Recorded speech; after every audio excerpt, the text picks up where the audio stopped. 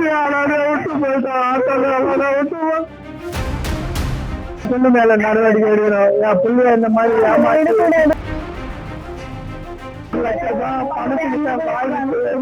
ஏமாற்றி வச்சுக்கிறா.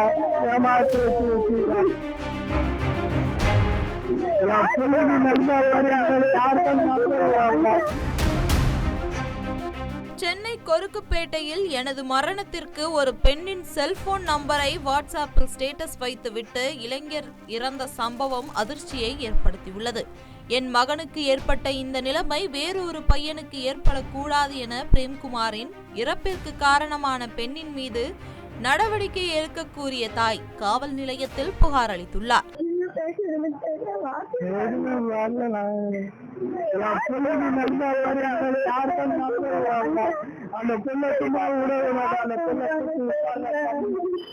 அந்த பொண்ணு மேல நடவடிக்கை எடுக்கிறோம். என் பிள்ளைய இந்த மாதிரி ஏமாற்றி 1 லட்சம் ரூபாய் பணத்துக்கிட்ட ஏமாற்றி வச்சுக்கிறா.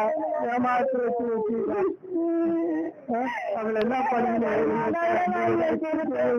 2 குழந்தைங்க விட்டு போயிடா, 2 தங்கச்சிகளை விட்டு போயிருந்தா. இன்னும் 2 தங்கச்சிகளே கல்யாணம் ஆகலாம், அவருக்கு கல்யாணம் ஆகலாம்.